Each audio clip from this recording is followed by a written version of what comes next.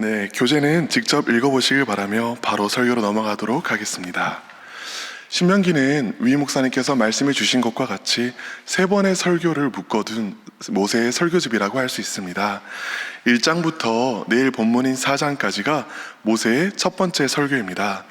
이 설교에서 모세는 지금까지 시내산에서부터 시작해서 지금 서 있는 이 자리, 요단 동편에 어떻게 도착하게 되었는지를 설명하여 줍니다.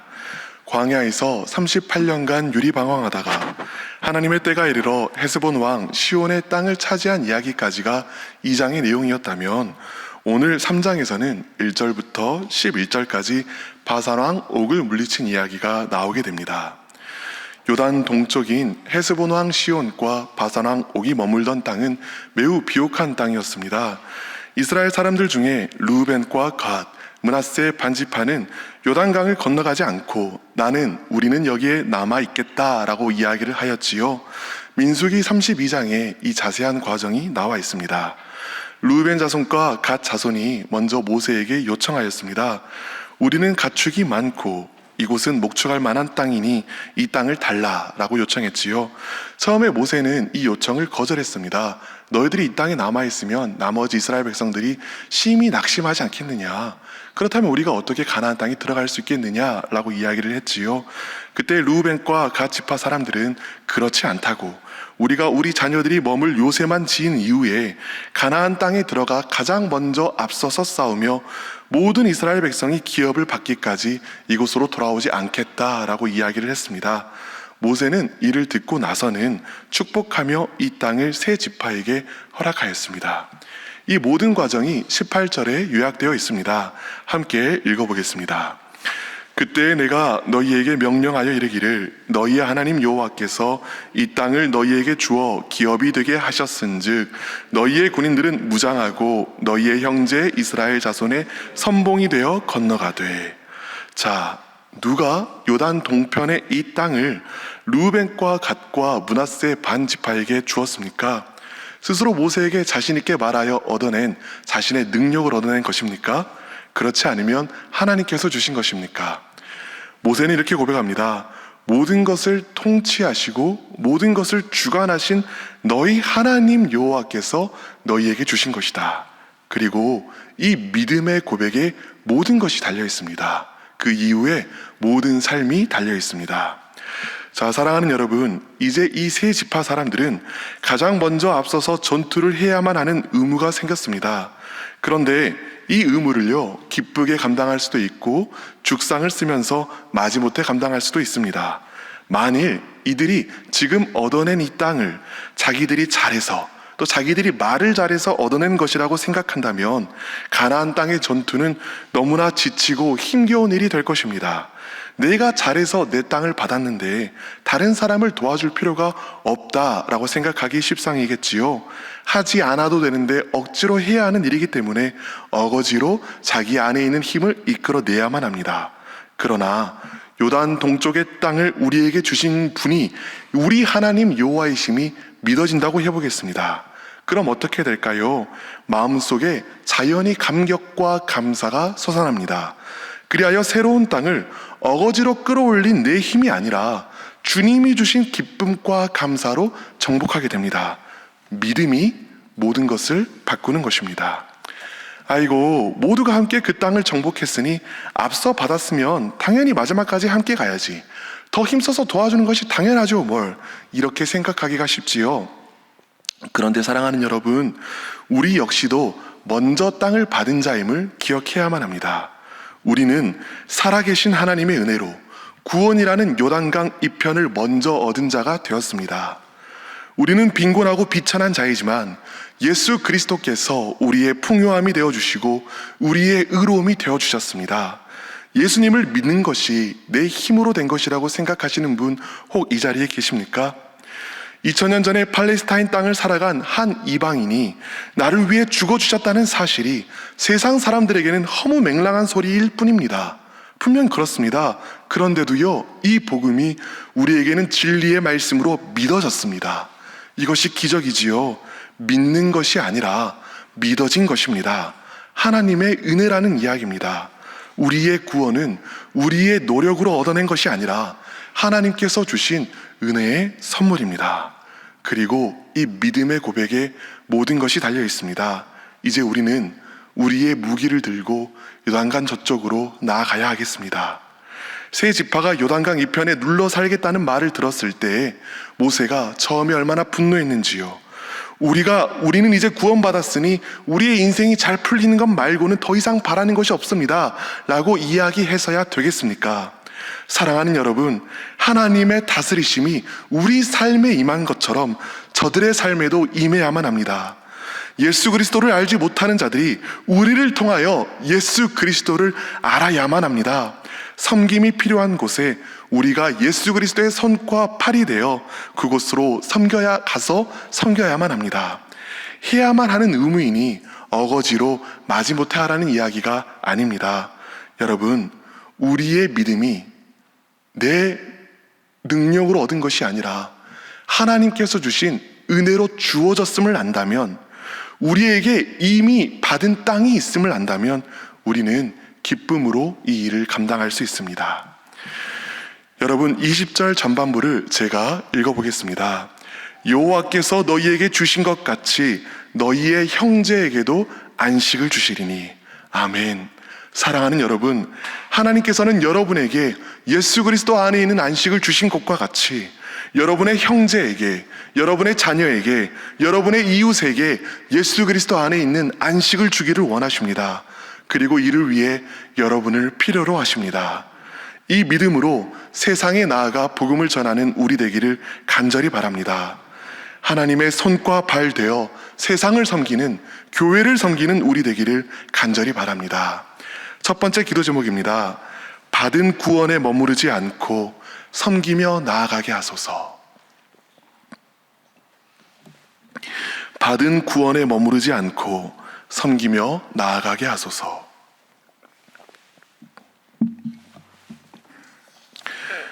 우리는요, 성경을 읽다 보면 한 가지 공통된 영적인 원리를 하나 발견하게 됩니다. 무엇일까요? 그것은 어제의 믿음이 오늘의 승리를 주지 않는다는 것입니다. 안타깝게도 내가 과거에 얼마나 뜨겁게 기도 생활을 했는지, 얼마나 놀라운 간증이 있는지가 오늘의 승리를 주지 않습니다. 오늘의 문제를 해결하기 위해서는 오늘의 믿음이 필요합니다. 오직 오늘의 믿음만이 오늘의 승리를 담보합니다. 그렇다면 어제의 간증은 아무런 의미가 없는 것일까요? 그렇지는 않습니다. 어제의 간증들이 있기에 오늘의 믿음이 강해지는 것이지요. 그럼에도 불구하고 우리는 오늘 행하실 하나님을 믿는 오늘의 믿음으로 오늘의 문제 앞에 서야만 합니다. 이제 21절과 22절 말씀을 제가 읽어보겠습니다. 그때 내가 여호수아에게 명령하여 이르기를 너희 하나님 여호와께서 이 두 왕에게 행하신 모든 일을 내 눈으로 보았거니와 내가 가는 모든 나라에도 여호와께서 이와 같이 행하시리니 너희는 그들을 두려워하지 말라. 너희 하나님 여호와께서 친히 너희를 위하여 싸우시리라 하였노라. 모세는 여호수아에게 이야기합니다. 내가 이 모든 일을 눈으로 보았거니와, 과거의 간증을 기억하라는 것이지요. 그리고 그 이후에 이렇게 이야기합니다. 내가 가는 모든 나라에도 여호와께서 이와 같이 행하시리니, 그 간증을 토대로 오늘 행하실 하나님을 믿는 오늘의 믿음으로 살아가라는 것입니다. 자, 그런데 22절을 자세히 보면 하나님께서 너희의 하나님 여호와께서 너희를 위하여 친히 싸우시리라 하고 말씀하시는 것을 보게 됩니다. 여러분, 하나님께서 친히 싸우신다고 말씀하셨습니다. 그렇다면 그 이후의 가나안 땅의 전투를 생각해 보겠습니다. 이스라엘 백성들이 칼과 무기를 들지 않고 멍하니 있는데 승리하게 되었나요? 그렇지 않습니다. 이스라엘 백성은 자기 무기를 단단히 들고 힘겹게 싸워서 가나안 땅을 한 뼘씩 한 뼘씩 정복하여 나갔습니다. 하나님께서 싸우신다고 해서 이스라엘 백성이 아무것도 안 하게 되는 것이 아닙니다. 이스라엘 역시 전력으로 전투에 참여해야만 합니다. 그런데도 하나님께서는 하나님께서 친히 싸우시겠다라고 말씀하셨습니다. 왜일까요? 이스라엘 백성이 이제로부터는 하나님께서 공급하여 주시는 힘과 능력으로 싸우게 되기 때문입니다. 그리고 바로 이것이 하나님께서 우리와 함께 하시며 우리를 위해 친히 싸우시는 방법입니다. 하나님께서는 우리에게 힘과 능력을 공급하여 주심으로 하나님의 싸움을 싸우신다는 것입니다. 바울은 이 사실을 매우 깊이 알고 있었습니다. 고린도전서 15장 10절 후반절에서 바울은 이렇게 이야기합니다. 내가 모든 사도들보다 더 많이 수고하였으나 내가 한 것이 아니요 오직 나와 함께 하신 하나님의 은혜로라. 여러분, 바울이 무엇이라고 이야기합니까? 분명히 다른 모든 사도들보다 자신이 더 수고하였다라고 이야기를 합니다. 그런데 바로 뒤에서 이 모든 것이 내가 한 것이 아니라고 이야기합니다. 수고를 했다라는 것입니까? 안 했다라는 것입니까? 했다는 것입니다. 그런데 왜 안 했다라고 하는 것이죠? 내 힘과 내 능력을 한 것이 아니라 나와 함께 하시는 하나님의 은혜로, 하나님께서 공급하신 능력으로 했기 때문입니다. 바로 이것입니다. 사랑하는 여러분, 하나님께서 여러분들을 위하여 친히 싸워주실 것입니다. 하나님께서 여러분에게 하나님의 힘과 능력을 공급하여 주실 것이라는 말입니다. 그렇다면 그 능력이 우리에게 임하는 통로가 무엇일까요? 28절에서 하나님께서는 모세에게 이렇게 명령하십니다. 함께 읽어보겠습니다.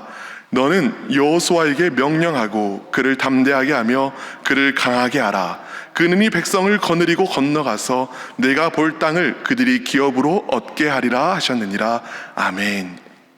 이것을 원어의 순서대로, 히브리어 순서대로 직역하면 이렇게 됩니다. 너는 명령하라 여호수아에게, 그리고 그를 담대하게 하고 강하게 하라. 이것이 무슨 말일까요? 여호수아를 담대하게 하고 강하게 하는 방법이 여호수아에게 명령하는 것이라는 것입니다. 무슨 명령입니까? 22절의 명령입니다. 너희는 그들을 두려워하지 말라. 너희 하나님 여호와 그가 너희를 위하여 싸우시리라. 하나님의 말씀을 들려줄 때에 그 말씀을 붙잡는 여호수아에게 그 말씀이 하나님의 힘과 능력이 되어 임하게 되는 것입니다. 사랑하는 여러분, 이것이 하나님께서 친히 우리를 위하여 싸우시는 방법입니다. 우리로 하여금 먼저 하나님께서는 하나님의 말씀을 듣게 하십니다. 그리고 그 말씀을 나를 향한 하나님의 말씀으로 믿음으로 붙잡게 하십니다. 그리고 그 말씀을 통해, 우리가 붙잡은 그 말씀을 통해 하나님께서 힘과 능력을 공급하여 주십니다. 그 힘과 능력 속에 하나님께서 함께 하셔서 우리의 싸움이 하나님의 싸움이 되게 하시는 것입니다. 그렇다면 이제 우리는 무엇을 해야 할까요? 하나님의 말씀을 나를 향한 말씀으로 붙들어야만 합니다. 오늘 하나님께서는 여호수아에게 말씀하셨습니다. 너희는 그들을 두려워하지 말라. 너희 하나님 여호와 그가 너희를 위하여 싸우시리라. 사랑하는 여러분, 이 말씀을 여러분을 향한 하나님의 말씀으로 믿음으로 붙잡는 은혜가 여러분에게 부어지기를 간절히 축원합니다. 뿐만 아니라 매번에 선포되는 말씀을 나를 향한 하나님의 말씀으로 듣는 은혜가 임하기를 간절히 바랍니다. 두 번째 기도 제목입니다. 말씀을 통해 하나님께서 공급해 주시는 능력을 받게 하소서. 하나님의 말씀을 통해 하나님께서 공급해 주시는 능력을 받게 하소서. 23절은 이렇게 시작하고 있습니다. 그때에 내가 여호와께 간구하기를. 여기서 나는 모세이고 그때는 하나님께서 여호수아에게 내가 너희를 위하여 싸우겠다라고 말씀하신 때입니다. 바로 이때에 25절을 보면은 구하옵나니 나를 건너가게 하사 요단 저쪽에 있는 아름다운 땅, 아름다운 산과 레바논을 보게 하옵소서라고 하나님께 요청합니다. 가나안 땅을 나도 들어가서 살게 해달라는 요청이지요. 사랑하는 여러분, 모세가 그간 하나님께 매달려 하나님과 함께한 세월이 광야의 시간만 해도 40년입니다. 그 시간 동안 모세가 하나님을 얼마나 사랑하고 헌신적으로 섬겼습니까? 그런데도 하나님께서는 이렇게 말씀하십니다. 26절입니다. 그만해도 족하니 이 일로 다시 내게 말하지 말라. 하나님 무심하시지 하는 탄식이 절로 나옵니다. 어떻게 평생을 충성한 모세에게 이런 아픔을 주실 수 있나 하는 생각도 듭니다. 분명 하나님께서는 모세가 가나안 땅에 가는 것을 막으셨습니다. 그런데 이를 통해 하나님께서 모세에게 알려주고자 하시는 것이 있으셨습니다. 그것은 무엇일까요? 모세를 향한 하나님의 궁극적인 목적이 가나안 땅에 들어가는 것에 있는 것이 아니라는 것입니다. 모세가 잠시 동안은 가나안 땅도 못 얻는 삶에 무슨 의미가 있는가 하고 탄식할지도 모릅니다. 그러나 여러분, 가나안 땅에 들어가지 못한다면 모세가 살아온 그 모든 삶의 의미가 사라지게 되는 것입니까? 그렇지 않습니다. 모세의 삶을 빛나게 해주는 것은 가나안 땅이 아니라 평생을 그와 함께하여 주시고 동행하여 주신 하나님이십니다. 하나님께서는 너무나 사랑하시는 모세가 가나안 땅에 들어가지 못하게 하심으로써 오히려 모세를 향한 하나님의 궁극적인 목적이 무엇인지를 알게 하여 주셨습니다. 모세의 인생의 목적은 가나안 땅이 아니라 바로 하나님 그분 자신에게 있는 것입니다. 때때로 우리 성도님들을 신방하다 보면 한숨 소리를 듣게 됩니다. 힘들고 어려운 삶을 살았는데 이룬 것은 없다라는 한탄입니다. 과연 그렇습니까? 그렇지 않습니다. 우리 성도님들께서 그 힘들고 어려운 삶을 살아오는 동안 고비고비마다 기도하며 함께 하시는 하나님을 누리고 경험해 오신 것이 아닙니까? 그 하나님이 우리 성도님의 인생을 빛나게 하시는 것입니다. 마지막 날이 되면 내가 손으로 읽은 모든 것이 사라지는 그때가 되면 괴로웠던 내 삶의 모든 시간 나와 함께 해주셨던 하나님만이 나의 가장 큰 보화, 나의 가장 큰 기쁨이심을 깨닫게 될 것입니다. 여러분, 그러므로 우리는 고백하게 됩니다. 가나안이 우리의 목적이 아니라 광야에서 만나는 하나님이 우리 인생의 목적 되십니다. 광야에서 도달해야 할 끝은 가나안이 아니라 바로 하나님이신 것입니다. 우리의 눈을 들어 가나안 땅을 바라보는 것이 아니라 하나님을 바라보는 우리 되기를 간절히 바랍니다. 그러므로 사랑하는 여러분, 감히 요청드립니다. 이 광야가 끝나기를 기도하시기보다 이 광야에서 하나님을 만나는 기도하는 은혜가 부어지게 되시기를 바랍니다. 이제 마지막으로 한 가지를 더 살펴보겠습니다. 그렇다면 모세는 정말로 가나안 땅에 들어가지 못하게 되었을까요? 성경을 찬찬히 읽다 보면 이후에 모세가 이스라엘 땅, 가나안 땅 한가운데 서 있는 것을 보게 됩니다. 무엇입니까? 바로 변화산입니다. 예수님께서 야고보와 요한을 데리고 변화산에 올라가셨을 때에 엘리야와 더불어 예수님과 함께 변화산에 서 있던 자가 바로 모세입니다. 이곳에서 모세는 예수님과 더불어 이야기를 나누었다라고 써 있습니다. 어떤 이야기를 나누었는지는 구체적으로 복음서에 나오지는 않지만 짐작은 해볼 수 있습니다. 모세는 율법을 대표하고 엘리야는 예언을 대표하지요. 그래서 모세와 엘리야는 율법과 예언의 온전한 성취가 예수 그리스도이라고 고백했을 것입니다. 아마 모세는 그토록 가고 싶어 했던 가나안 땅 한복판에서 변화산에서 예수님께 하나님은 정말로 선한 분이시라고, 그래서 결국 내 청을 기억하시고 이 가나안 땅을 밟게 해주셨다고 고백했을 것입니다. 또 가나안이 하나님의 궁극적인 계획인 줄 알았는데 그게 아니었다고, 내 앞에 계신 예수 그리스도가 하나님의 궁극적인 계획이자 목적이셨다고 고백했을 것입니다. 그리고 이때가 되어서야 하나님께서 왜 가나안 땅에 들어가지 못하게 하셨는지 완전히 이해하게 되었을 것입니다. 하나님의 완전한 계획을 보이시기 위함이었던 것이지요. 사랑하는 여러분, 하나님께서는요 정말 하나님의 선하심으로 우리를 인도하여 주십니다. 그리고 그 인도하심은 항상 우리가 생각하는 것보다 더 좋은 것입니다. 우리의 삶을 살다 보면은 하나님 왜 이러시냐고 한탄할 때도 있고, 왜 기도에는 내 응답해 주지 않으시냐고 절망할 때도 있습니다. 그러나 하나님께서는 우리가 아직 바라볼 수 없는 먼 곳을 하나님의 시각으로 바라보시며 한결같은 사랑의 손길로 우리를 인도하여 주십니다. 그리고 우리가 생각지도 못했던 온전한 만족을 우리에게 허락하여 주십니다.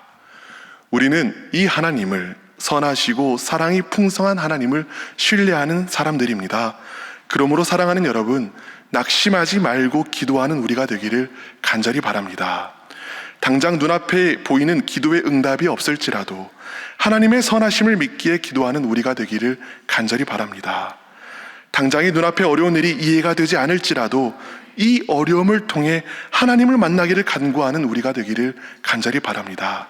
사랑하는 여러분, 그것이 하나님께서 오늘 우리의 삶에 이 어려움을 허락하신 이유입니다. 우리가 하나님 그분 자신을 구할 때 하나님께서는 반드시 우리를 만나주시고 우리를 인도하여 주실 것입니다. 그리고 그 인도하심은 우리의 기대와 희망보다 훨씬 더 선한 길일 것입니다. 마지막 기도 제목입니다.